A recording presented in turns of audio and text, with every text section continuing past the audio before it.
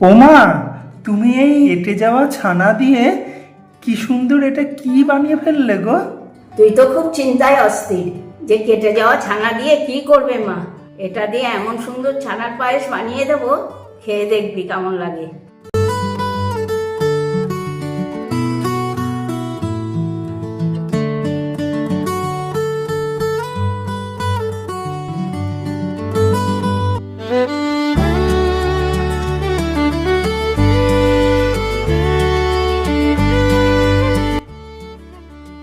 বন্ধুরা, তোমরা সবাই ভালো আছো তো? আজকে বানিয়ে ফেলবো ছানা দিয়ে দুর্দান্ত স্বাদের ছানার পায়েস। এই দেখো ছানাটার, এটাকে আমি ভালো করে ধুয়ে নেব। এই দেখো ছানাটা বের করে নিয়েছি, ছানাটাকে আমি খুব ভালো করে ধুয়ে নেব।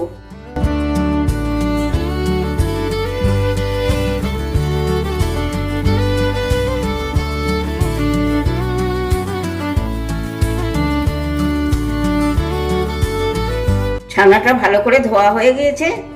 এবার ছানাটার জলটাকে ভালো করে ঝরিয়ে নেব। ছানাগুলোকে একটা ন্যাকড়ার মধ্যে নিয়ে এবার আমি ভালো করে চিপে চিপে পুরো জলটাকে ঝরিয়ে নেব।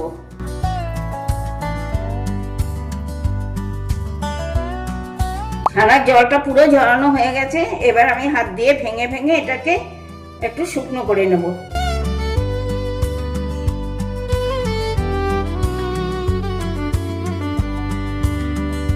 একটা কড়া বসিয়ে দিলাম।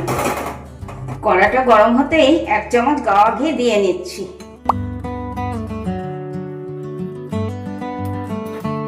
গাওয়া ঘিটা গরম হতেই ভেজে নিচ্ছি ছানাগুলো।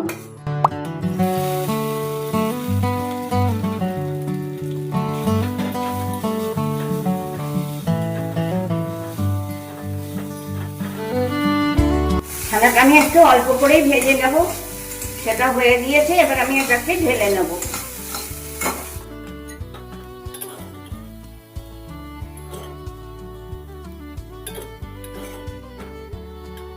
এই কড়াতে আবারও দিয়ে নিচ্ছি 750 গ্রাম দুধ।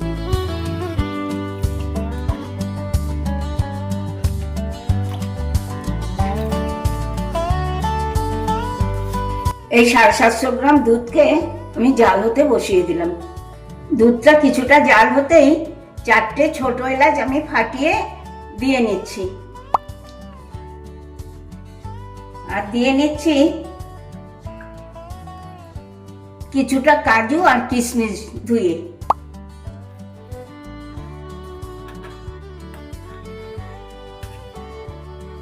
এবার দুধটা আরো কিছুক্ষণ জাল হবে। এবার দিয়ে নিচ্ছি 10 টাকার গুঁড়ো দুধ।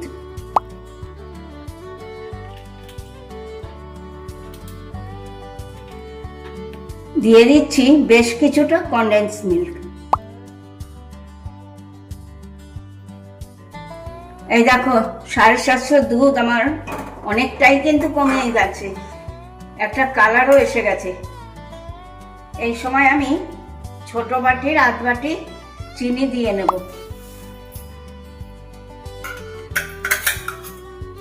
আর দিয়ে নেব ঘিয়ে ভেজে রাখা ছানাগুলো।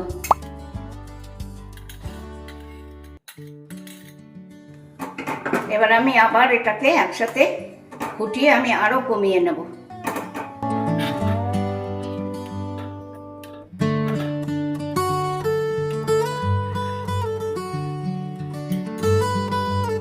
এই দেখো কেমন বড় বড় হয়ে ফুটছে আর অনেক কমেও গিয়েছে।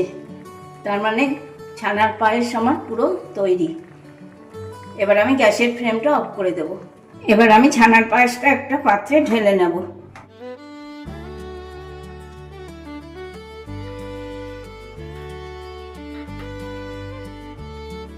এটা একটু ঠান্ডা হয়ে এলেই আমি ফ্রিজে রেখে দেবো।